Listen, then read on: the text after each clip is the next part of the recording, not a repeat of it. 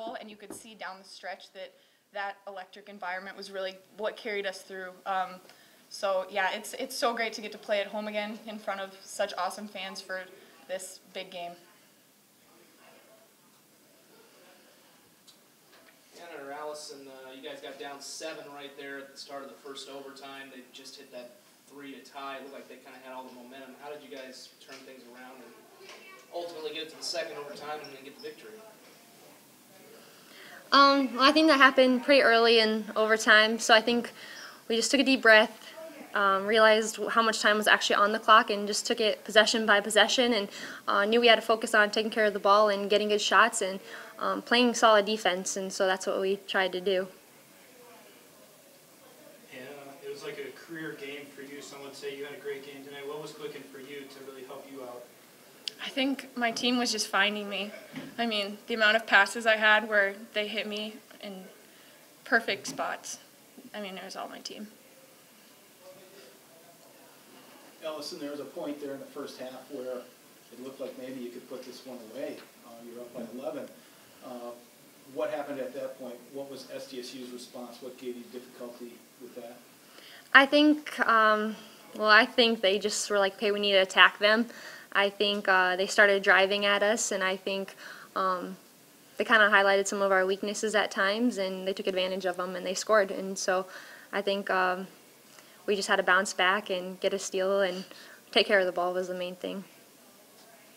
There are so many ebbs and flows and so much going on in a game like that. I mean, how do you keep your focus and just, stay calm and, get through a game like that? Yeah, with games like this, when double overtime, like it's a long game, and like you said, there's highs and there's lows, and the lead changed I don't know how many times, but that's where we really just have to look to trust each other and trust our coaches, and with this group, that's not very difficult to do. So it was awesome to get to go through this with this kind of team because we could do that down the stretch. It wasn't down to any one person. It was just us relying on each other.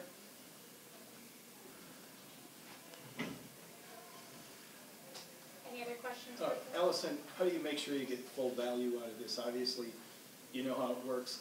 You've been through it before, and you play them up there, and then you can play them again in the tournament. How do you make sure that as you go forward that this is an experience you benefit from? I think today we enjoy the win, but tomorrow we have practice. We'll get back. We'll watch film, watch what we did wrong today and watch what we did well, and then continue to practice those things and keep improving for the next time we play them, and just in general for our next couple games. So. You're a South Dakota kid. There were a lot of South Dakota kids on the court who probably played against each other in prep ball. I know you got to take them one at a time, but it's kind of hard to not feel. Is it kind of hard to feel like this one means a little bit more with everything for you personally?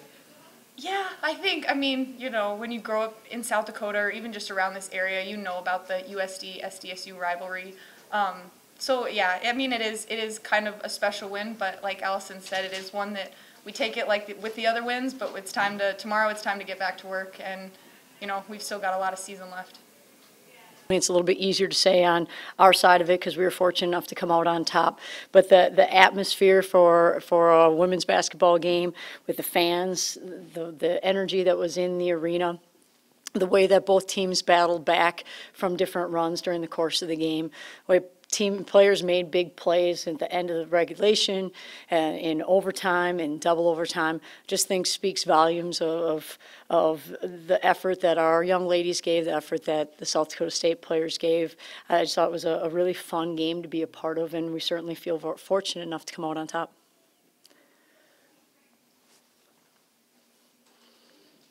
Dawn, in the end, what were some factors there that gave you this game? Because it was back and forth and back and forth.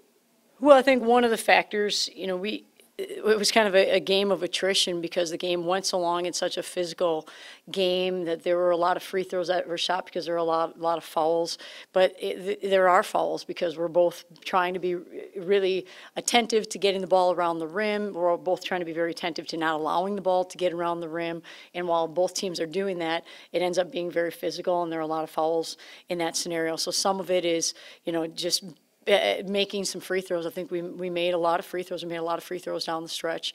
I thought Hannah Shervin came in and gave us a really, really big boost off the bench and made our offense kind of work. We really had a hard time moving the ball in that game because State really does a great job of denying and pressuring. And with her in the game, it kind of changed and we were able to get the ball inside and then kind of distribute it from there or have Hannah go at it.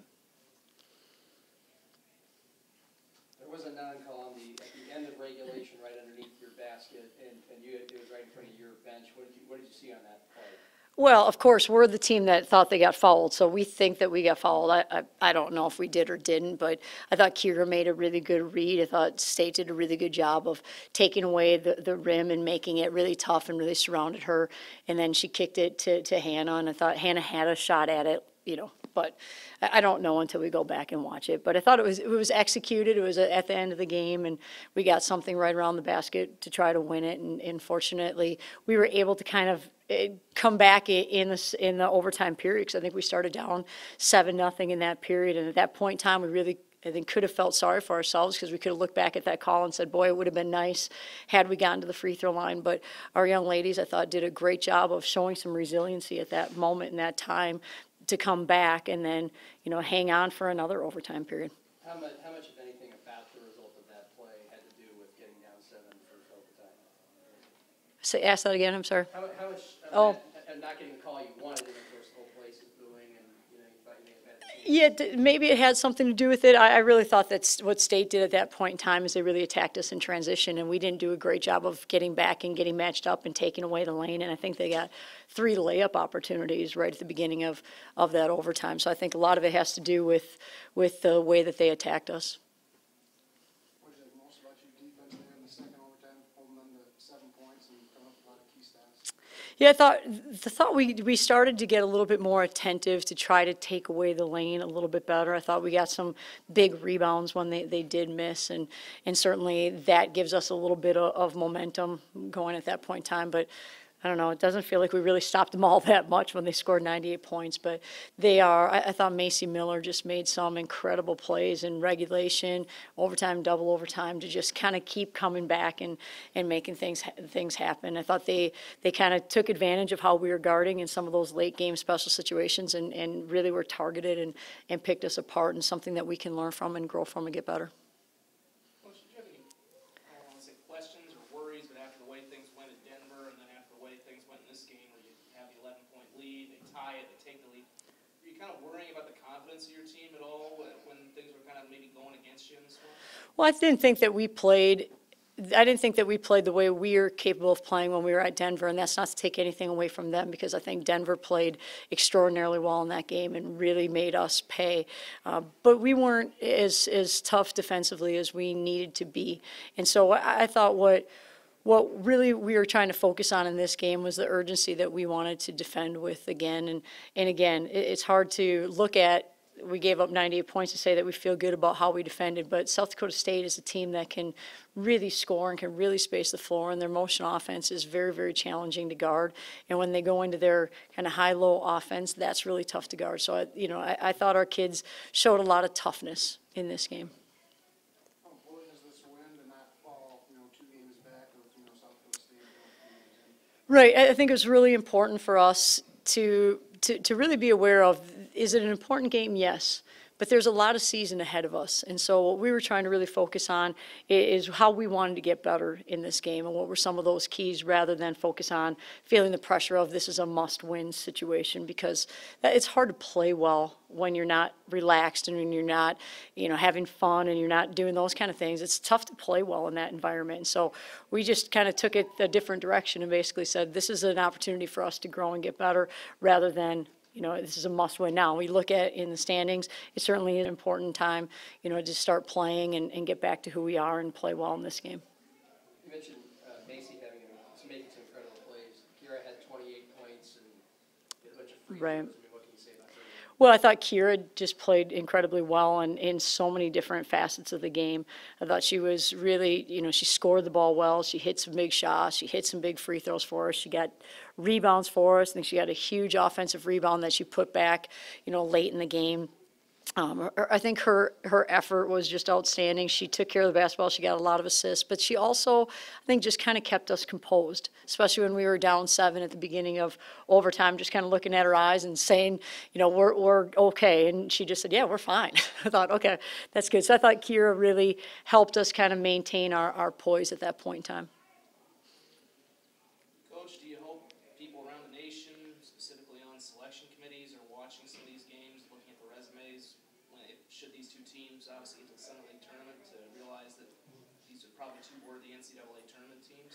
Well, we're a long ways from that. I think right now we're focusing on who we are and how we have to get better, but it certainly is just I think, a very high-quality game that was played today. And, you know, I think that there are a lot of people on the national scene that had a chance to see that. There are a lot of people here in Vermillion that had a chance to see it. I think a lot of people were able to pick the game up, you know, and watch it either on TV here locally or, you know, online. So it certainly is just, I think, speaks to the quality of basketball in our region. There are so many really good mid-major programs in our region that it's fun to play, but it's also an incredible challenge.